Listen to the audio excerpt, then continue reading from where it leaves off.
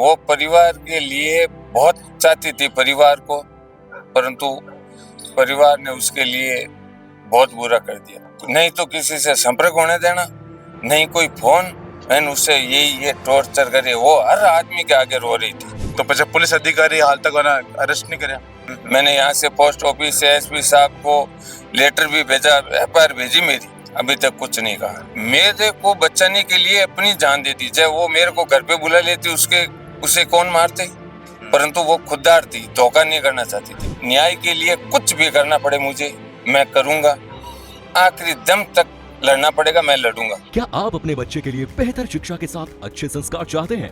आइए केशवानंद शिक्षण संस्थान, जहां आधुनिक पढ़ाई, अनुशासन और स्पोर्ट्स ट्रेनिंग के साथ होता है बच्चों का संपूर्ण विकास। स्कूल, हॉस्टल, कोचिंग, कॉलेज और स्पोर्ट्स एकेडमी सब एक ही कैंपस में। Admission open. आज ही विजिट करें केशवानंद कैंपस भटाडर। खबागणी राम राम सा, मैं हूं आपका दोस्त दीपक। आप देख रहे हैं चलको जोधपुर न्यूज चैनल। जोधपुर शहर में एक एड़ो प्रसंग सामने आयो जिन महीने आप देख सको कि एक महिला जो एक व्यक्ति ने पसंद करती थी, चाहती थी, और मरता दम तक बिन आदमी जिन्हें वह चाहती ही बिनो नाम नहीं लियो तो नहीं लियो। दरअसल मामला कुछ एड़ो है, आपने बताना चाहूं कि आज सु कुछ साल पहले की बात है। पप्पू देवी नाम की एक विवाहित महिला थी जो कि सोयला कने एक कारण से गई और उठे यानी मुलाकात एक व्यक्ति हुई। कई है पूरा मामला विस्तार से आप जान के लेवाला। धीमाराम जी आपरे सागे जुड़ा हुआ है, वासु बात करें आप। धीमाराम जी झलको जोधपुर में आपका स्वागत है। धन्यवाद साहब, राम राम। शुरुआत से बात करें, आपरी मुलाकात कब हुई थी पप्पू देवी सु, और मैंने बात जो है आगे कीकर बढ़िया। और दूसरी बात है कि जो हमारा पति है वासु, आपका संपर्क पहले से कब से था? आपका संपर्क मेरे पप्पू देव तो 8 साल होगी संपर्क हुए ने, पति हुए ने 6 साल होगी। 6 साल पहले कोई मेरे गाड़ी पे ड्राइवर चाहिए था और उसने बोला कि ये आप इसको ले रख लो गाड़ी पे। मैंने उसको गाड़ी पे रख लिया। 2 साल तक उन्होंने मेरी गाड़ी चलाई, 2-2.5 साल तक। फिर बाद में मैंने वो गाड़ी मेरे छोटे भाई को दे दी और मैंने कहा मैं अब गाड़ी वाला काम नहीं करूंगा। तो फिर उसको मैंने गाड़ी दिलवाई 22 चक्का, उनके नाम की दिलवाई थी और दोनों को साथ में दिलवाई थी सिर में कि भाई हम दोनों गए, तू चला कर, पेमेंट है जो को मैं दे दूं। एंड थोड़ा बहुत उन्होंने दिया था। ये बात मैंने बात जो है आगे बात बढ़ती नजर आई हमें। आपरा पप्पू देवी पति रे संपर्क क्या था और आप ही बता सकोगे कि बात आ सामने आ रही है कि पप्पू देवी दी मौत हो चुकी है, और वो इन बारे में थोड़े आपसे चाहूँ मैं। आप बिल्कुल मौत हो चुकी है। वह पैसा का लालची बन गया, ओनली फॉर उसे पैसों की वजह से टॉर्चर करते करते उसको धीमाराम को बुला। पहले तो बोल रहे थे घर पे बुला और दूसरे आदमियों को बुलाएगा, आपको लाख रुपए दे दूंगा और उसको हाथ पांव तोड़ना है और पैसे लेंगे। वो उसने बुलाया नहीं। फिर बाद में इन्होंने कहा कि तू चल रिपोर्ट करवा थाने में, और नहीं तो 20 लाख रुपए दिलवा। रिपोर्ट करवा, 20 लाख रुपए लेंगे। और सारी मेरे पास रिकॉर्डिंग है और उन्होंने थाने में भी ये बात बताई है कि मेरे ऊपर दबाव बना रहे हैं, मुझे परेशान कर रहे हैं और बोल रहे हैं कि 20 लाख रुपए दिलवा। तो भी उन्होंने बोला कि आप मत करो, ऐसे बेइज्जती होगी, मेरी भी होगी, उनकी भी होगी, आपको 4-5 लाख रुपए मैं दिलवा देती हूँ। तो उसके ससुर ने बोला कि नहीं, हम तो 19.5 ही नहीं लेंगे, 20 लेंगे। तो फिर उसने कहा चलो ठीक है 20 ले लेना, मैं ये काम नहीं करूंगी। बहुत खुददार थी एंड उन्होंने ये काम करके बहुत बड़ी गलती कर दी। 2 बच्चा ने बिगर माँ का कर दिया, बड़ी अफसोस की बात है। एंड वो परिवार के लिए बहुत चाहती थी परिवार को, परंतु परिवार ने उसके लिए बहुत बुरा कर दिया। पुलिस अधिकारी क्या कह रहे हैं? आप पुलिस थाने भी गया था, जान आया अधिकारी कई कार्रवाई कर रहे, कुछ पता चल पाया कि आखिर मौत की कर हुई है? अजय कोई कार्रवाई नहीं हुई है, कुछ भी कार्रवाई नहीं हुई है। एंड थाने के अधिकारी तो थाने के माए तो 2 घंटा पहली बट बात चली लोगों ने कहा था, बूढ़े मेरे ही परिवार के लोग थे, कहोगे भाई इसे तू 2 आदमियों को मुचलका भरवा दे एंड तू इसको ले जा एंड इसे मत परेशान कर, मत मार।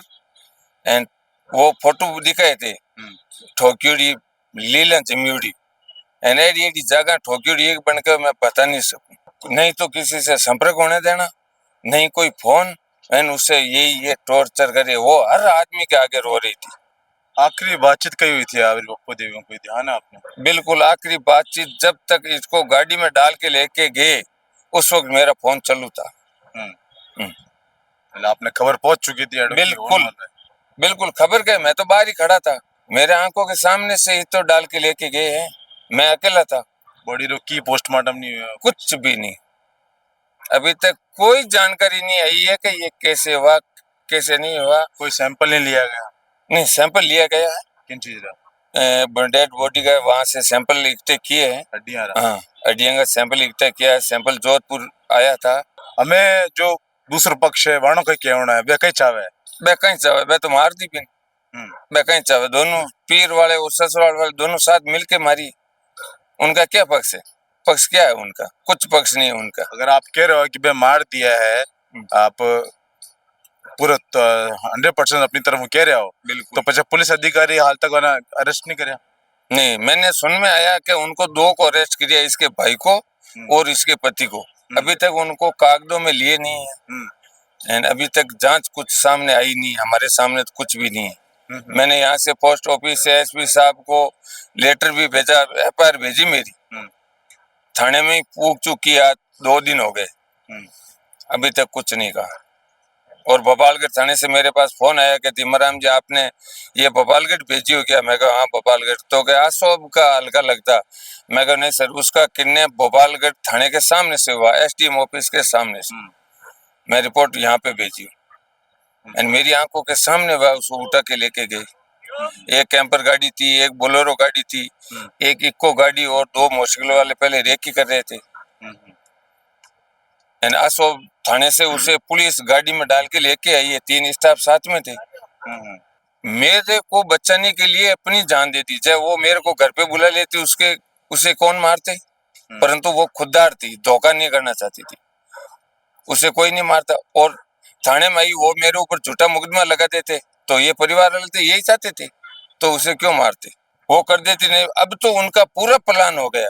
गहना था उसका 30-35 तोला सोना, एक को एक उससे छीन लिया गया। उसके नाम प्लॉट था सोयला में, वो अपने पति आपके नाम करवा लिया। और जमीन थी 10 बीघा, वो अपने नाम करवा ली। और एक इसके ऊपर लोन उठा रहे थे कि मरने के बाद फ्री हो जाएगा, उसका भी डॉक्यूमेंट उन्होंने तैयार कर रखे थे। ये तो पूरी मारने की तो उन्होंने पूरी कर ली। एक बार मुकदमा करवा दे। पर धीमाराम जी, यूं नहीं लगे आपने कि कटे न कटे कोई अपराध हो, क्योंकि एक पहले से विवाहित महिला थी, आप भी विवाहित था, तो आ चीज होनी, दोनों बच्चा भी है। बे तो घर के माँ झगड़ो है नहीं ना, अच्छा चंग उजिए करे। एक और बात सुनने में आई है कि आप लिव इन, यानी जो इकरारनामा बनाया था लिव इन रो, आ बात साची है? बिल्कुल साची है। इन्हें परेशान करे ना आई एंड बिल्कुल बनाया। मैंने तो उसे मना ही किया, तो वापस मत जा, तेरे को परेशान करेंगे, जोधपुर रह जा। वो लिव इन में भी ऐसे नहीं है, उसे ये परेशान करे थे, तो वो बोली मेरे को जोधपुर मकान दिलवा दो और आप मेरे को यहाँ बैठा दो, नहीं तो वो मेरे को बार बार परेशान कर रहा था। वो पुलिस वालों से बचने के लिए हमने ये लिव इन बनाया था। उन्होंने फोर्स दे के बनवाया था कि तेरे को परेशान करेंगे, ये मेरे को दबाव दे के घर ले जाके मार पीट के मुकदमा करवा देगा, इसलिए वो लिव इन का बनवाया था। बचाव के लिए। कितना टाइम तक आप साथ में रह पाए? हम तो 5 दिन, खाली मात्र 5 दिन ही? बिल्कुल। मतलब वो लिव इन में आप रही 5 दिन रहे, उन्हें बाद वे पहला पुछला आप जी ने साहब को बता रहे लेन चल गया, उन्हें बाद आप संपर्क करने की कोशिश कर, लेकिन आपने संपर्क नहीं हो पाया। और पछे आपने आखिरी बात आई सुनवा मिली कि पप्पू देवी अब दुनिया में नहीं रही। बिल्कुल, वो उसने 1-2 बार मेरे मैसेज भेजा था। इनके पति के व्हाट्सएप फोन के अंदर अपना व्हाट्सएप खोल के मैसेज वॉइस भेजी थी कि मुझे बचा ले, ये मुझे मार देंगे, ये तेरे ऊपर मुकदमा करने को बोल रहे हैं या तेरे को बुलाने के लिए बोल रहे हैं, ये काम मैं हरगिज नहीं करूंगा।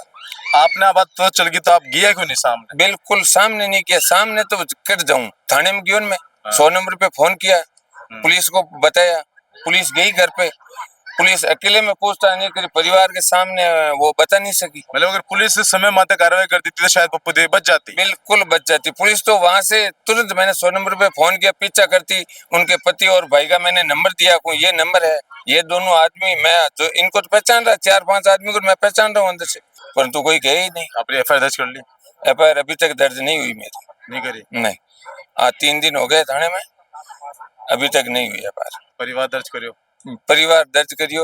एसपी साहिबा से उम्मीद है, वो भी लेडीज है, और सुनने में आया कि वो सबके साथ न्याय करती है, हमारे साथ ही न्याय करेंगे। आरोपी 1-2 आरोपी नहीं है, कम से कम 15 लोग थे उसको गाड़ी में डाल के ले जाने, और जो यार कम से कम वो बच्चों के सामने छोड़ लेते, 2 छोटे छोटे बच्चे उसके, उन्हीं को ही साथ में डाल के घसीट के गाड़ी में डाला था।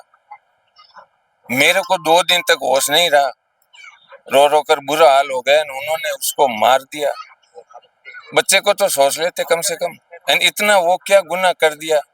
अब उसके न्याय के लिए कुछ भी करना पड़े मुझे, मैं करूंगा, आखिरी दम तक लड़ना पड़ेगा, मैं लड़ूंगा, चाहे मेरी जान चली जाए, कोई फर्क नहीं पड़ता। ना वो लोग कह रहे हैं कि इसको सजा देंगे, एनडीपीएस में सजा देंगे या कैसे ही सजा देंगे, चाहे कुछ भी करे, वो सजा दे चाहे मार दे, मैं उसको न्याय दिलाए बगैर नहीं रहूंगा। तो कुल मिलाकर आप देख सको धीमाराम जी जो आप बता रहा था बातचीत, ये हमें कह रहे हैं कि मैं न्याय दिला कर रहूंगा जब तक जो है आरोपी गिरफ्तार नहीं हो। और एक नहीं, कम से कम 15 लोग था जो कि उन्हें गाड़ी में लेन गया, फिर उन्हें साथ जो है मैंने मौत के घाट उतार चुका है। आप जो है एक व्यापारी है, यानी गाड़ी और बिजनेस है, और जिन हिसाब से बता रहे हैं कि ये जो पप्पू देवी पति था वही पहले यहाँ संपर्क में आया, उन्हें बाद ये मैंने गाड़ी भी दिया 22 चक्का जो बता रहे हैं, उन्हें बाद जो है ये बता रहे हैं जिन हिसाब से कि धीरे धीरे वहाँ लालच बढ़ते नजर आया, और उन्हें बाद जो है कई तरह की चाल ढाल करे। लेकिन फिलहाल इन पूरे मामला के अंदर जो ट्रायंगल बने, ट्रायंगल के अंदर जो है पप्पू देवी नहीं रही है, हमें धीमाराम जी रहे हैं और पप्पू देवी पति रहे हैं। प्रशासन जो है सख्ती से काम करे ताकि जो है आरोपी रे जो है हमारा हौसला बुलंद ना हो और वो खुलेआम ना घूमे, ताकि और अपराध में बढ़ावा ना मिले। फिलहाल के लिए आप लोगों ने कहीं करो, कमेंट करो और वीडियो में शेयर करो, अपना प्यार विश्वास बरकरार रख जो। मैं हूँ आपके साथ आपका दोस्त दीपक झलको जोधपुर से। धन्यवाद।